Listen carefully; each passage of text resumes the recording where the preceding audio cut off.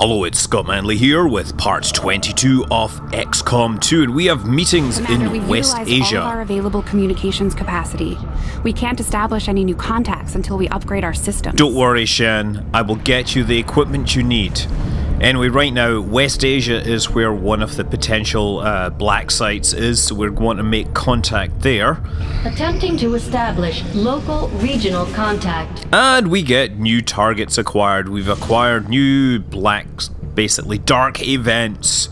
Operation Storm Stank, which if ignored will give venom rounds. Also, we have an engineer from Operation Frozen Spark or Gasping Flame. Honestly, I don't like any of them that make the bad guys tougher.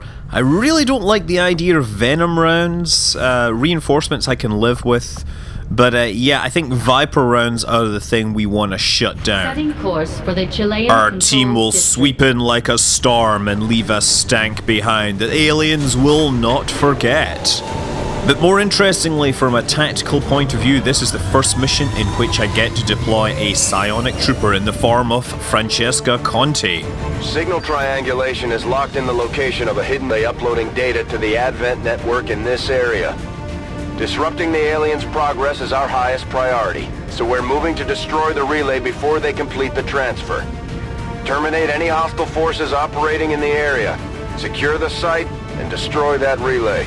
Advent Patrol Zone 5, the outskirts of Mendoza, which I will point out is in fact in Argentina, but of course Advent are fond of redrawing borders. Menace 1-5, the communications relay is up ahead. Move in and destroy the target. Understood. Can we play in the playground while we're here? Enemy sighted. Never mind, we should probably kill these hostiles first before we start playing around in the playground. We have a pair of troopers and a mech. Kill zone is set up because it seemed like a good idea at the time. Francesca moves up. We have Emily Scott using her spider suit to move herself to an elevated position from which to strike at the enemy. John Jasek moving up into a covered position. And Hendrik Van Dyke letting loose with Special Order 303. You know, I gotta say, if you didn't say, hey, catch beforehand, then they might be a little less likely to get out of your way. Okay, so we hit two of them. The third one was unaffected, but more importantly, we shredded the armor on that mech. Now let's see which way you scatter. Oh, there it is. And it goes into Overwatch, so I'm more careful this time. Acid burn and sniper counterfire misses. John Jasek doing shooting something there. What, my kill zone only hit one of them? Are you serious? Okay, let's clear up this Advent problem as quickly as possible. Hitting the robot hard, but not hard enough. But Francesca Conti can inspire Hendrik Van Dyke so that he gets another turn. This is one of the psionic powers. It's the only psionic power she has at this point, but it's actually a pretty good one to have. So now he gets an extra turn, of course, an extra turn that he can put to good use using his superior firepower. There we go, did some more damage to that mech, but it is still not down. Now that mech will die in the next turn due to the acid, but Sarah Scott needs to get into position to perhaps hit that elite trooper. She has a shotgun, moves forward, flanks that target over there, that elite trooper, and puts him down with a single shot. Meaning that when the hostiles get their turn... Thousands to go. Yeah, one down. But watch this. Yes, the power of acid. Acid House will never die. But acid-covered robots will, of course. Anyway, moving everyone up, we have to get to that transmitter. We have 7 turns until data transmission happens. Emily Scott moving around the playground, partly because she likes playing King of the Hill, but mostly because she can literally be Queen of the Hill along with Queen Yu Yang. Now the psionics have a 4-turn cooldown, so she doesn't really get anything special to do for the next few turns. John Jasek, meanwhile, can perform his special sauce, bring his special sauce to the light pole. Video feed or squad video feed. Soldier vision increased by 2. Well, That's fantastic, but it's not as good as the 20 hack, which I should have taken in the last mission. Yeah, hindsight is 20/20. I guess seeing 20/20 helps if you have enhanced squad vision, right? No? Never mind. Oh! We have some Archons and some Vipers. Well, Vipers and an Archon. But Sarah Scott, well positioned, and instead she decides to take down the cover that they might potentially use. How about Emily Scott, the sister in arms? The sister hitting the Archon for some serious damage, but it ain't dead yet. Perhaps a Queen Bee can help? No, her sting is being neutralized. Okay, well, she does have those psychic skills, but she also has some gun skills, and that's good. Hendrik Van Dyke moving into cover and bringing out the big guns. And missing! Oh my gosh. Always these ones are the ones that are hard to put down. Gonna need to reload soon! Gonna need to reload soon! We're gonna hopefully not need to, bury anyone soon, because this thing is gonna attack us. Blazing pinions! Uh-oh, okay, so my snipers are getting rockets dropped from the sky upon them. We'll have to move quickly or get hit. Oh, the Viper's going for the tongue. The tongue against Sarah Scott. And bind failed. Ha! Now she gets Blade Storm and misses. That Blade Storm skill has so far been Not good. has not hit anything. Okay. Coming around, gonna take a shot at John Jacek, who is out in the open for some reason. Probably because I wasn't paying attention. No! No! Home!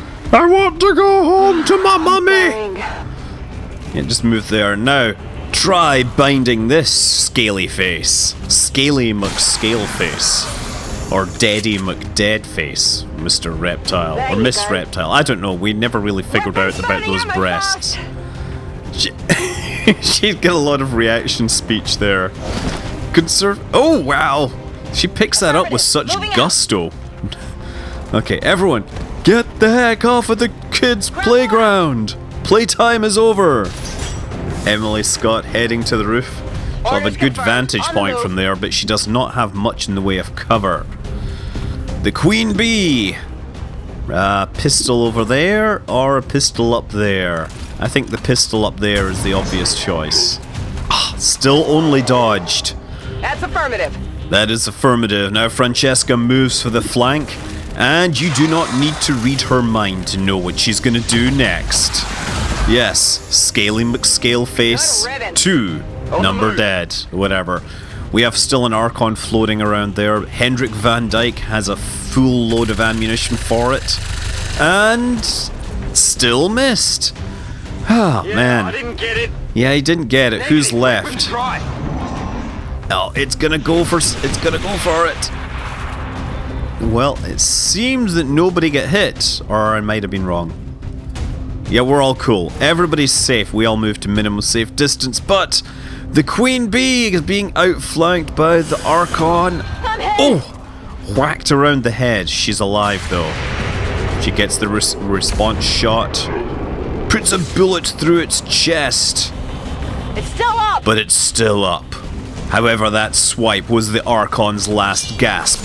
Two can play at that game as Sarah Scott comes in and makes Archon sushi from it. Now we're down to 4 turns left. It's time for us to move in and put down that transmitter. Emily Scott is on the roof and trying to get a decent shot, but she can't see through the walls. We have solutions for that, however. Got it covered. The alien transmission is still active and we're running out of time. Get to the relay and take it out, ASAP. Trust me, Central, I am working on it. That transmitter will be down, one way or another. Hendrik Van Dyke. Frag grenade to knock a big hole in the house. I know it's probably some innocent human's house, but then again, they shouldn't be collaborating with the Advent if we don't want us to blow up their stuff, right? I mean, seriously, it's part of being, loyal to the human race, is not letting the aliens, do whatever they want to in your living room. Emily Scott, Deadeye, that should take it down with one shot. Good shot. Now that's down. Now we just need to find the other hostiles. Menace 1-5, we've confirmed destruction of the relay. The alien transmission is down. Eliminate any remaining hostiles and move to evac.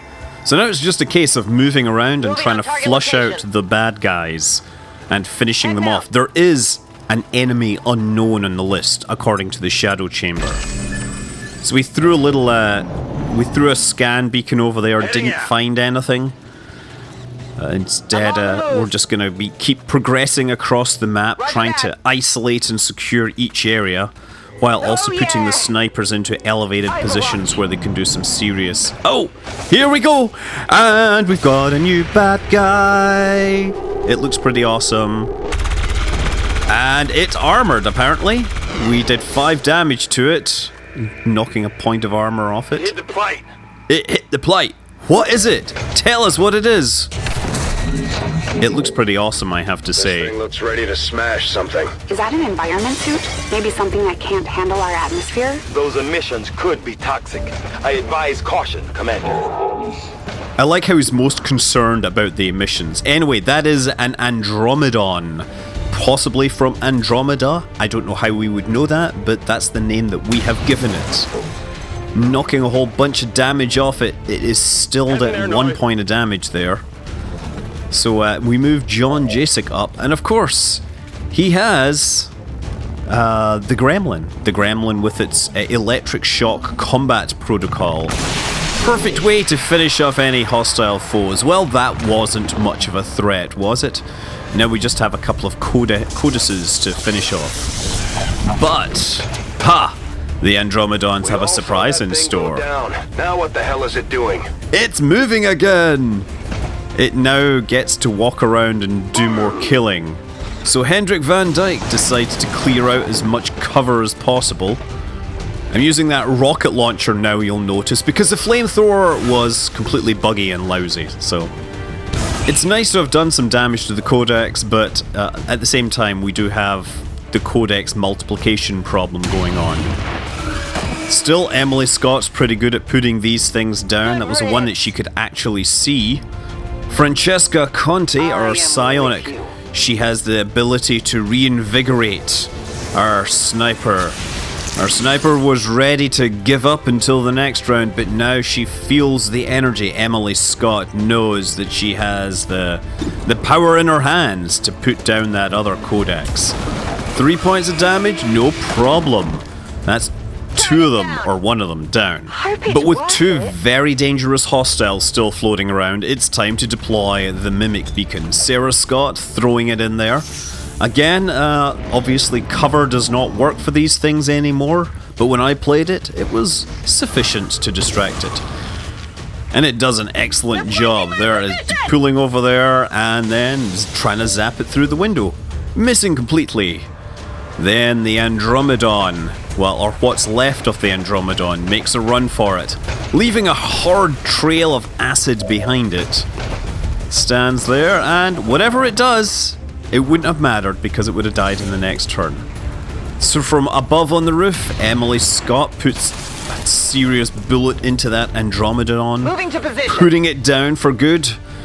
Now with the codex being left, we can stop its clone ability using the flashbang grenade, which will disorient it for a couple of turns. That means we can get in close and actually do some real damage without it splitting up.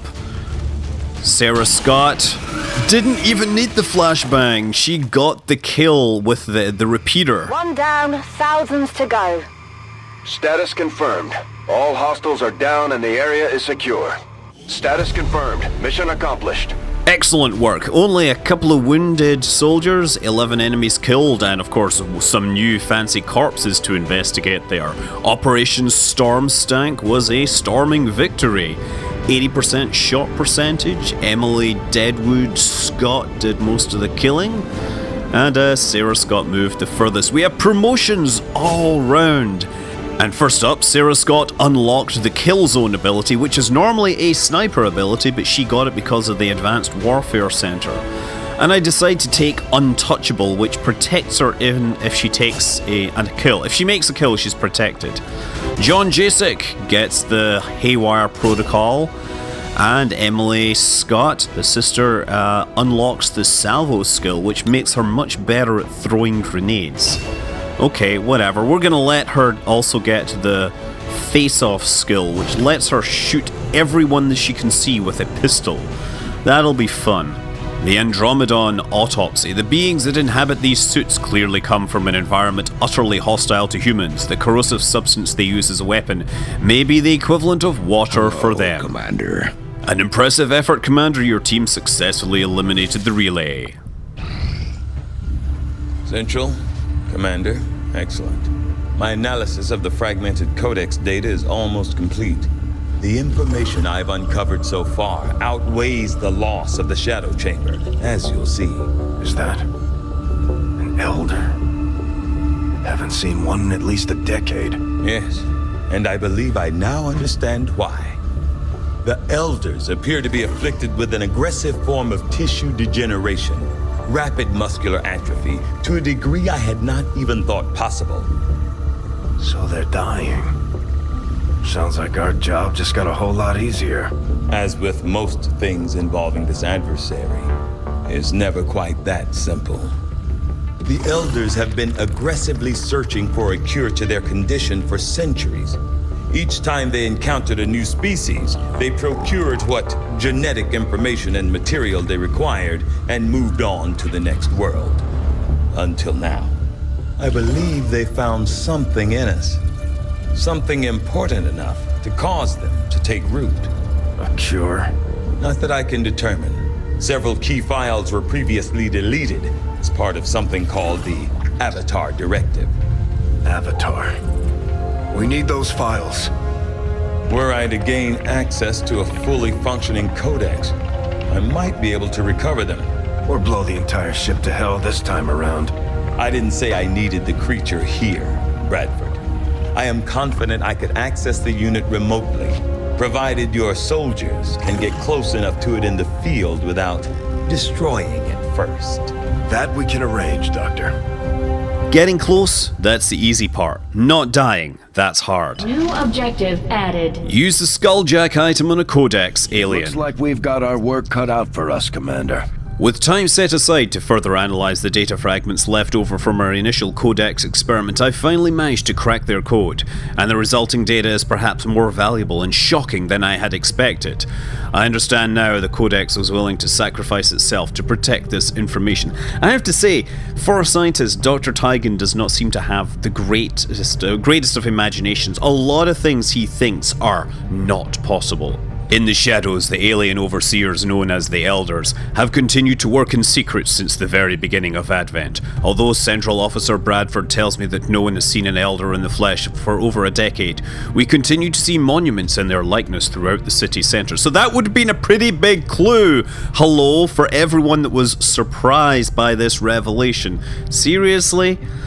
Let's just get back to saving the world. We have people to contact in this region. Attempting to establish local regional contact. These findings will likely prove crucial to our ongoing efforts, Commander. Bigger guns! The aliens aren't going to be happy when they see we've got energy weapons just like theirs now. Are you sure you just didn't pick those up from the aliens? Because, you know, we are supposed to be running on scraps, and you seem to have put a lot of effort into designing that to make it look cool. Have we suddenly hired, like, Johnny Ive to do the case designs for the next generation of weapons? On more than one occasion during our initial testing of the alien plasma rifles recovered in the field, we nearly suffered a catastrophic loss of the test unit while conducting simple firing runs. After a complete disassembly and analysis, it seems that the weapon operates along a very fine threshold between ideal power levels and total system failure. Even the smallest of microfractures to any whatever, basically, things can explode, and so therefore we only get the weak versions of the guns. The scram gun, which I'm not using, the beam pistol, which is a secondary weapon, a plasma rifle, which I will have to build at some point. And we also get the chance to do some autopsies. And we'll do that in a future episode. Until then, I'm Scott Manley. Fly safe.